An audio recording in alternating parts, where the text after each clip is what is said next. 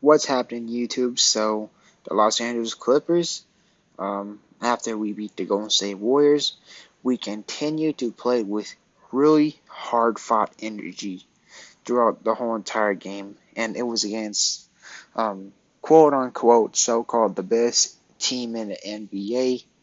We played at their home court. We pretty much did whatever we could, but we unfortunately fell short. Um, we pretty much kind of made some um, suspects' decisions. Tyronn Lue could have called a timeout, honestly, like when there's 1 minute left. He had two timeouts, which is plenty of timeouts that you could have, used properly. We were down by 5, 94-99.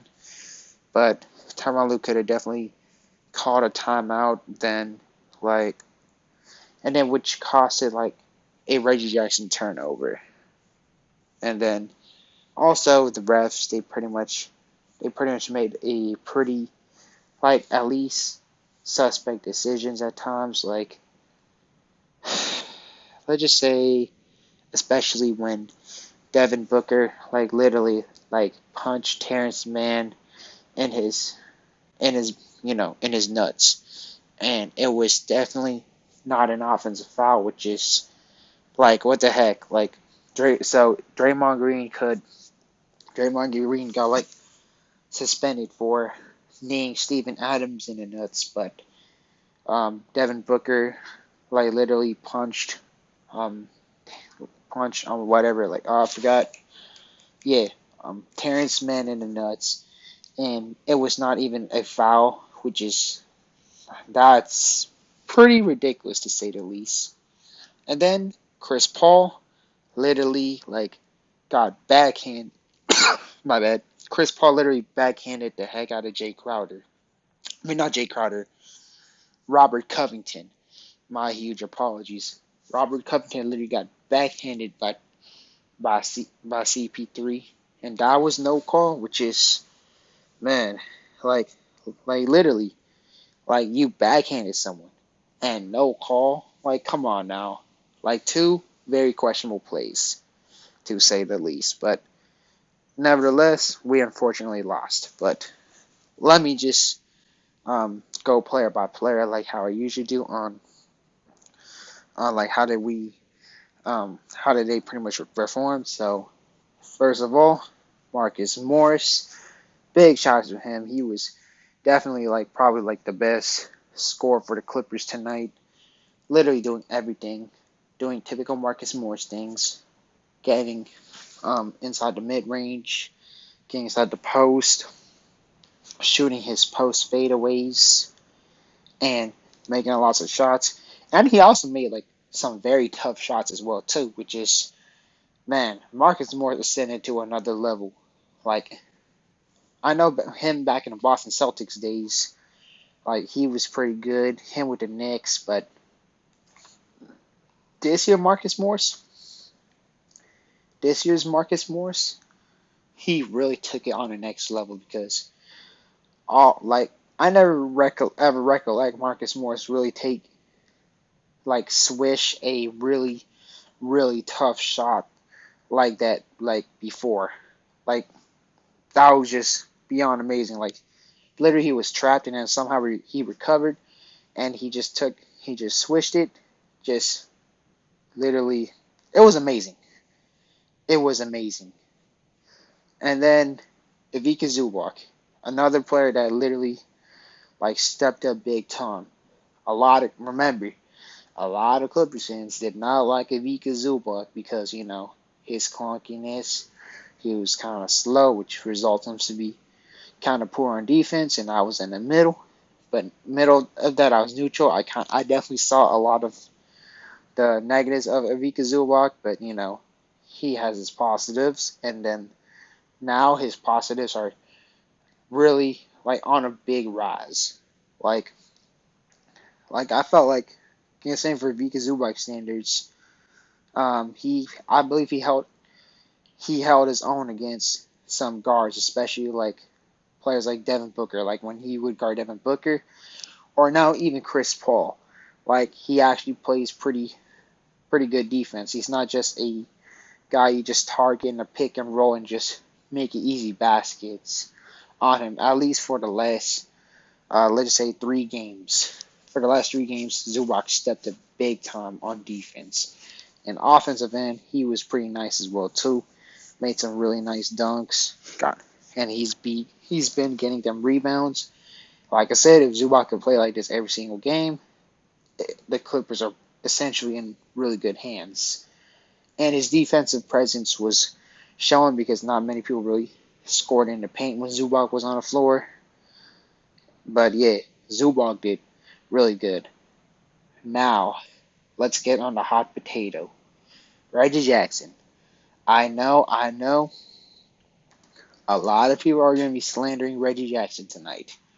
He had a pretty inefficient night. I believe he went 7 for 26. Literally went like 0 for 8. But it just happens.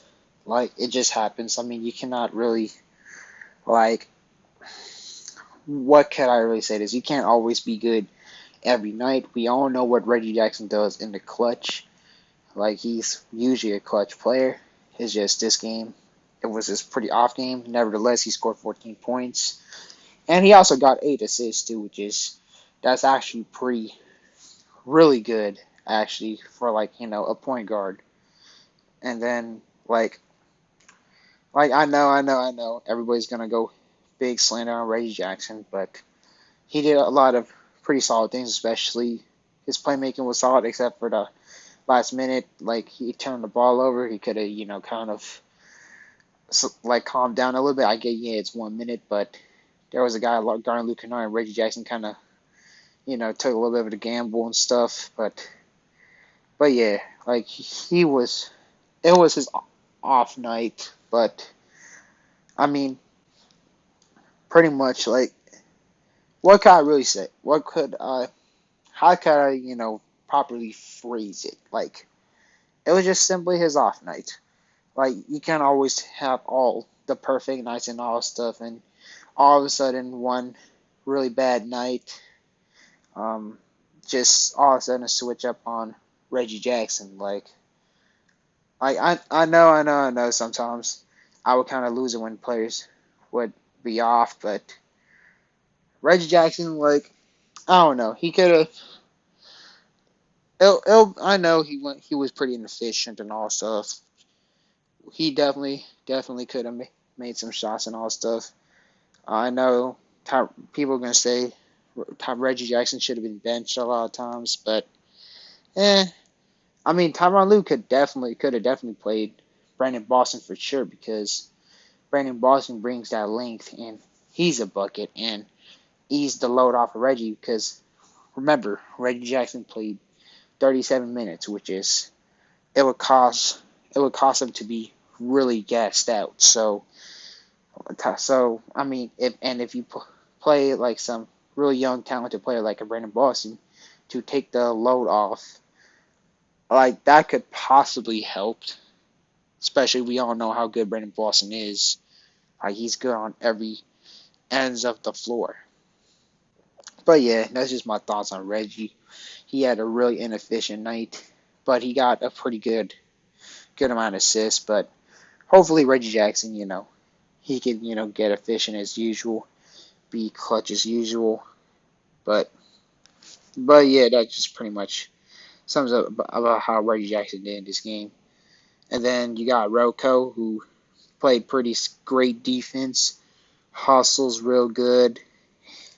He hustled good enough that he got backhanded in the face, but yeah, he's a great addition for the Los Angeles Clippers. I know Norman, he was out, which is really sucks, but at least we still have Rocco, who's nothing but a dog.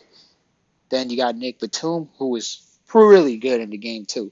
He made a lot of timely shots, made some nice mid-ranges, played tremendous defense on Devin Booker, because I've seen Devin Booker made some shots on mirror balls because Nick Batum guarded him. So, major shout-outs to Nick Batum as well. And then we'll go to the man, Terrence Mann. He had a really off night in terms of his scoring. He went like 1 for 6, but he hustled throughout the whole game. Played pretty good defense. Had some nice ball movement when he got someone in open guy, but he was just off on the scoring. But he did pretty good on all sides of the ends. Luke Kennard, big shots to him. He made a lot of nice, timely threes, especially in the fourth quarter, which got us in the game. He was swishing, he was doing his thing. Big shots to Luke. Also had some nice passes as well too to Rocco.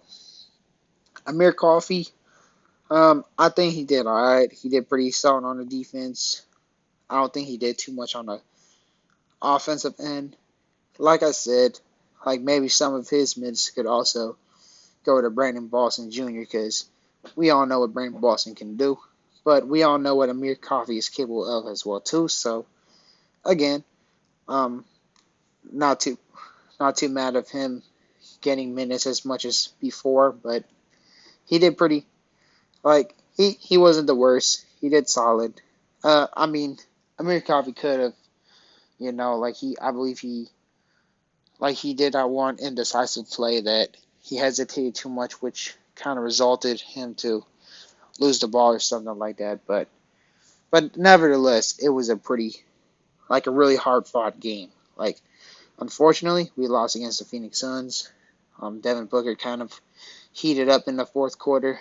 Chris Paul did solid. Phoenix Suns played pretty good defense as well too. Cameron Johnson made a pretty timely three. Mikal Bridges, who's the really big glue guy for the Phoenix Suns, a really good blue-collar player. So he was a great piece for the Suns. But the Clippers, it was a really nice, hard-fought game. We almost beat them, and then the Suns just pretty much heated up. Tyronn Lue, like I said in the beginning of the video, he could have tried to make a better decision, especially like call a timeout and all that. But again, this is one of a really good hard-fought loss.